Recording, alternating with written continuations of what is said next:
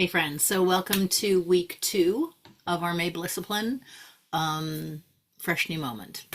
So in week 1, I kind of gave a really simple suggestion of just trying the practice.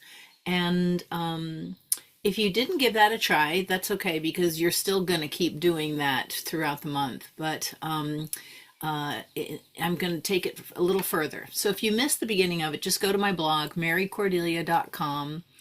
You'll see blog, just click on it, and it's the first practice in there. Okay, I'll put the link somewhere. So, but it's marycordelia.com, really easy. So now in week 2, I want to take the practice a little deeper, and specifically, I want to deal with challenging feelings. And the reason I want to do this is because as I was preparing to do week 1, I had a couple of different encounters with clients who I've worked with a while, who were having very strong feelings, and who had kind of forgotten how we address them skillfully. And it made sense because in the moment we're having strong feelings, we literally lose access to the parts of our brain that can discern these things. So unless we have practiced enough, we will forget. We might even forget if we have practiced a lot, if the feelings are strong enough that part of the brain just basically shuts down. I've got this very fancy brain diagram I like to use here. And so the part of the brain, the neocortex, the prefrontal cortex, all this stuff where we make decisions, where we have language, when we're very agitated, this goes very quiet. Like if you look at the electrical impulses and it gets very dark. And then this part where all the emotions are gets really heightened and we're in fight or flight. So it's just important to understand this is a factor of having strong feelings. But there comes a moment when we remember. And in that moment, I want to give you tools for how to address them, okay? So, Fresh New Moment is a practice in which we come back to this moment. And we just remember, fresh new moment. And the week 1 practice was simply to say that once or a few times and see what happens, because you are the expert of your experience. I'm not. Now, I've seen a lot of people and worked with a lot of people, so I'm kind of an expert on experiences, but you're unique. And so if I tell you it should be like this and then it's not, you feel wrong, but it's not wrong. Your experience is correct. So all I can sort of guide you is in the direction of what it might be like. But if you will do it yourself, you just discover, like, you have the superpower, okay? So the practice, this is why we practice, the practice is to simply stop and say, fresh new moment, and then see where it leads you. Just see where it leads you. And it may or may not lead you to a good place, but if it doesn't, that's when we get to practice our next set of skills. And so today we're going to work with a set of skills to do with having difficult feelings. So let's say you're having unpleasant feelings. And what complicates this for us is we get very confused about the distinction between feelings and thoughts. And we just turn them into one thing. We say, how do you feel? And someone says, well, and they tell you a thought. Right? Well, this is further conflated by the fact we use language to describe thoughts using the words I feel like. Like we say things like, oh, I feel like he's mad at me, or I feel like I'm going to be late, or I feel like it's not going to work out. And now there are feelings associated with those things. Like if I feel like he's mad at me, I might feel anxious or I might feel angry. But the feelings of the anxiousness and the angry, the thought is he might be mad at me. You see? So we need to distinguish these. And the reason we need to distinguish them is because feelings and thoughts require totally different interventions, like absolutely pretty much the opposite, sort of, but really different, okay? So if we don't discern between the two, we're not going to have a skillful intervention. They're sort of like the brakes and the accelerator on a car. Like you'd better know which is which, right? So if you don't know which is which, it's not going to go real well. So feelings and thoughts are sort of like that. Now, feelings. I'll talk more about feelings and thoughts distinction And it's in the course, the Building Your Bliss course, which you can go through at your leisure. But for now, let's set that aside and come right to your feelings. Now, we have this very strong tendency to feel like, to believe, to think. We have this very strong tendency to think feelings should be positive. We shouldn't feel sad. We shouldn't be emotional. We shouldn't, even though we intellectually kind of mostly know this is not true, it is a very broad cultural hold. And that's why people are always apologizing for having feelings, apologizing for crying, or saying, oh, I shouldn't be angry. How many times have you heard that? I know I shouldn't feel this way. So all of that is nonsense.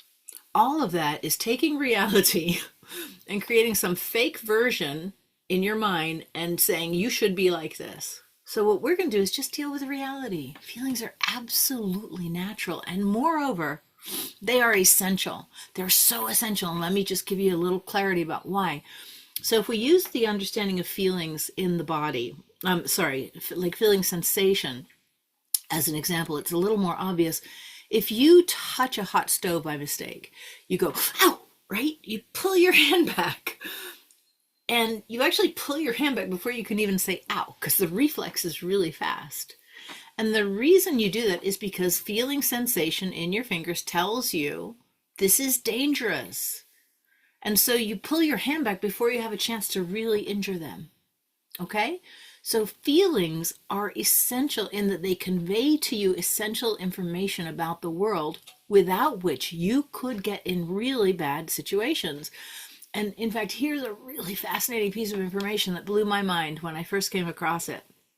You know how in movies and books, about the past, the historical past, there were lepers and leprosy and and in the stories, the lepers were missing fingers or really sick and so. The amazing thing about leprosy is it doesn't actually cause the skin to decay or anything like that. What it does is it makes it numb. So you can't feel things. And so people who have leprosy will cut themselves or get a little infection or something, but not notice because they don't have feelings in the extremities. And because of that, it gets infected. And because of that, so it isn't actually a debilitating disease that takes your body away. It takes your sensation away. And without that sensation, it's very hard to protect yourself. Isn't that mind-blowing? So I tell you this because that's how important feelings are. Now, emotional feelings are the same, are as important, a little harder to discern causality. So that's why I use the physical explanation first. But emotions are essential. And I really invite you to just take a moment and just say, emotions are essential. They're essential survival tools. Feelings are essential survival tools, including emotions. Okay? Let's just take a moment to take that in. Very important. So now, when a feeling comes up, rather than saying it's a bad feeling, like we might feel bad, but it's not a bad feeling. It might be uncomfortable, but it's not bad that we have it.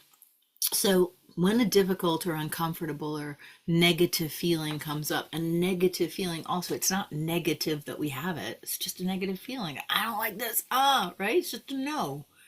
Nothing wrong with the word no, right? So when a feeling comes up, we need to have some skills to address it. And so in Fresh New Moment, we're going to play around with some of those skills, okay? So the first step is to say Fresh New Moment. Now, if you will practice this, what happens is the phrase Fresh New Moment, literally the words, Fresh New Moment, the stopping, the decision to make an intervention, to stop and make a new choice, will become linked to your practicing effects through neurons that fire together, wire together. And over time, the words themselves will evoke an entire network of coping skills. Does that make any sense to you? I'll say it a little different, just that when we practice it, something happens. And as we practice and we get better and better at attaining something we want, experiencing something we want, accomplishing something we want, this experience of accomplishment is tied neuronically. The neurons are connected. Neurons that fire together, wire together, are connected to the words. So eventually the three words, fresh new moment, evoke all those previous practices, okay? So this is why we practice. We're literally building neuronal networks in the brain. Just like building a muscle, you practice building the muscle. And as every time you do this, something changes in the muscle. Literally, there are physiological changes. Same with the brain, okay? So first we start with the practice. And first we have to remember, right? So you got to figure out a way to remember. And before you remember, you'll forget. But when you remember, you don't say, oh, I forgot. You say, oh, I remembered. Okay? I think I put that in one of last week's videos. I think I did. Anyway, we go, I remembered. Okay, fresh new moment. Now that little intervention gives you just the break in the ongoing momentum to say, wait, what is needed here? What do I want here? What is better for me here? Okay, that little break. Now, in that break, you got to put something skillful. If you're having a really strong feeling, you need to apply specific skills to that really strong feeling. Okay, so here we are in our week 2 practice. We stop, we take a breath, fresh new moment, and we go, wow. I'm having a feeling, okay? And maybe the first wow is, oh God, I hate this, right? Maybe that's the first thing. Or maybe it's like, oh, why do I have to go through this again? Or it's something like that, right? Or it's like, oh, I am so sick of this, or I'm so tired. So we're having some kind of reaction to the world, okay? So in those moments, we are having a strong feeling. Now, a feeling is an activation in the nervous system. And feelings, it's very important to understand. Again, we'll talk more about thoughts later, but just for now, feelings. Feelings are a wave shape. They arise, they increase, they peak for a certain amount of time, and then they start to diminish, and they diminish over time. Okay, that is the shape of a feeling. Now, the onset can be very, very fast, and the peak can last a really long time, and the diminishing can be quite slow, or it can actually be quite fast, depending on what you do. And each of these parameters are changeable. Okay? So, but the important thing is to understand the feeling is a wave. And that means you have to allow it time. You can't stop a feeling. Now, you can turn down your awareness of a feeling. And we do this all the time. We're like, I'm good. Shove it down. Look, if you're in a difficult situation where you have to present as something, fair enough, right? Definitely a skill that is part of your survival suitcase, survival toolkit. But when we can, we must allow feelings, because if we just shove them down, they actually just get stuck, saved for later. And if we do that long enough, they actually turn into all kinds of things that are not good for us.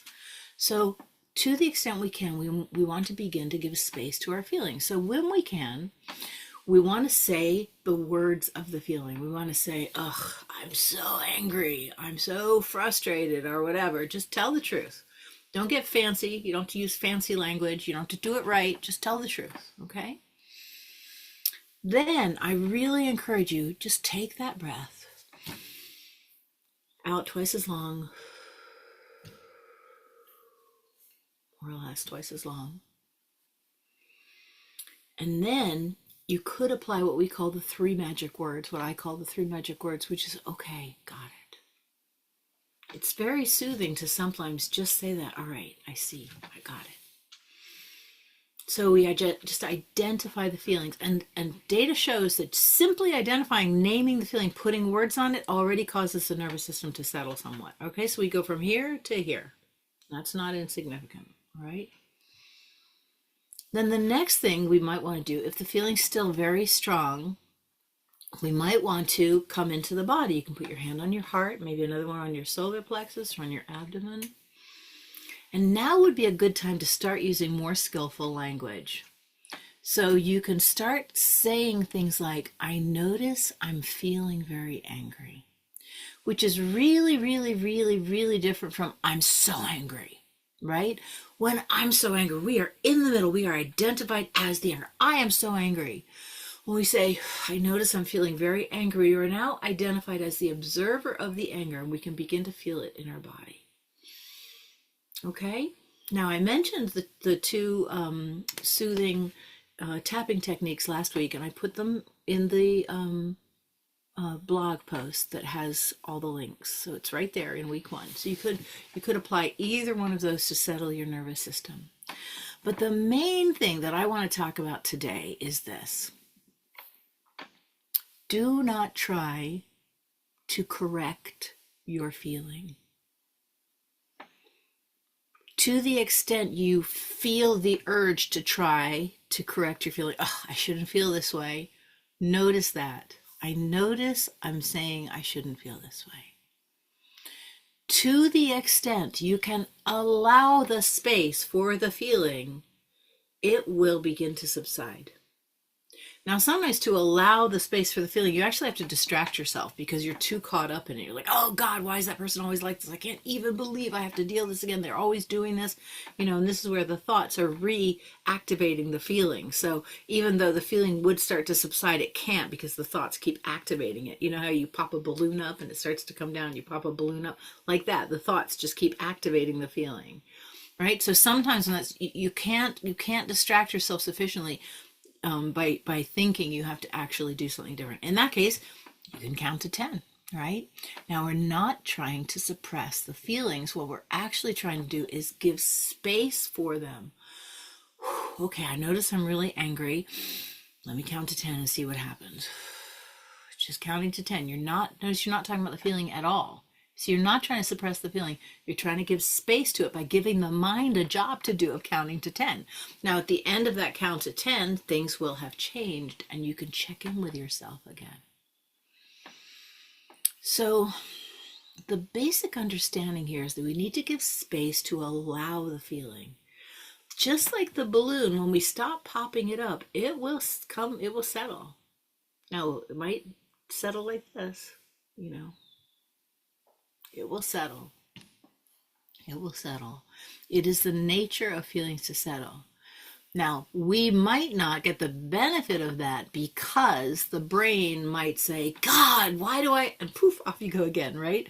So this is the challenge with feelings and thoughts, is just as the feeling's starting to settle, the mind helpfully reminds you of the bad situation that's going on, or why are you like this? It says a thought and off goes the feeling again. It's a challenging thing. And so that's why things like, for example, counting. Now you might want to come into your body. You might literally do 10 jumping jacks. So take 10 and tie it to a body activity. Or you might literally do 10 overhead claps. That would do it. I'm sitting at my desk, don't really have time. If people are around and you can't do that, you can do your tapping and count to 10 if you want. Tapping, I'm going like this. If you're doing this sitting at your desk like this, no one's going to notice. If you really think they will, put your hands on your lap. I've got my hands on my legs down there and just tap like that, cross body, count to 10. So the idea is you're using your hands to connect with the body to soothe the nervous system. You're using your mind to think thoughts of numbers, which prevents it from thinking thoughts of what an asshole that person is or whatever. You see, you're literally filling up the language channel of the mind with counting while soothing the body. Now, if the feeling's super strong, you might need other interventions. For example, the 5 senses recycling activities, really helpful. Also on my blog, you can find that. Just click on the blog. And there are many other interventions, but the basic point is this. This is the crux of the whole week 2 of our Fresh New Moment. Your feelings are legit. They came from somewhere. Even if they seem unreasonable, they are legitimate reactions to what is going on internally. They might be reacting to bogus thoughts, right? But the feelings themselves cannot be called bogus because they are reacting to bogus thoughts legitimately. It is a very important distinction. And you do need to address bogus thoughts. And that's why we have a whole different intervention for thoughts. But feelings have to be allowed. And we allow them by using language like, I notice I'm feeling X. There's a wonderful feelings wheel that I'll share. I think I got it from 6seconds.org, and they're a very interesting organization because they basically say that each actual feeling only lasts 6 seconds if nothing else happens. Now, that might be neurobiologically true, but in my actual experience of working with people, a difficult feeling lasts much longer than that. But in my experience with skillful intervention, not much more than 30 to 90 seconds. Like seriously, 30 to 90 seconds. And I've been doing this a lot of years. So if you're having a feeling, you know how you can carry it around all frickin' day and it can ruin your day and it can damage relationships and it can make you not want to work, and, you know, addressing a feeling skillfully, giving it space, allowing it. We're not trying to suppress it. Again, I know I'm repeating myself, but this is such a hard one for people. Okay, I should feel better. Oh, I don't feel better. You're not supposed to feel better. You're supposed to allow the feeling. Will naturally subside, in my experience, very quickly. And again, then a thought will come and pop it up. So the reality of this experience is we have to learn it. This is not an easy skill to develop, but it is possible. So anyway, they have a feelings wheel that I think it's from there. I like it because it divides equally in half of pleasant and unpleasant feelings. Most of them, they have like 70% unpleasant feelings. And I'm like, I don't think that's a very helpful sort of diagram. Let's at least divide in half, right? Because most of the time, honestly, our lives we have the opportunity to have very pleasant feelings. We really do, most of the time. Most of us, most of the time. Not everyone, I know this, and maybe not you, I will honor, but most of us, most of the time, we have that opportunity. And so, anything else? Let's see, feelings. Yeah. I don't think I'm going to summarize because I can't remember everything I said, but this is a practice. So you try it and then you see what happens. And then you write to me and you say, Mary, I tried it, didn't fucking work. I'm like, okay, great. Let's try and work on it together. Okay. Or Mary, I tried it and this went great. When you share those things, it inspires other people. It's very nice to share these things. But anyway, if you have any questions, let me know. And I forgot I was going to do this before I recorded this, but I'm going to jump on my calendar right now and schedule a live call where we can talk about all this stuff. Okay. And finally, if you are not already in the Blissipline community, I just want you to know there are resources in there, including the Building Your Bliss course, where there's lots of information to support you in developing the skills of navigating life, your nervous system, your thoughts, your feelings. And we do regular live calls in there.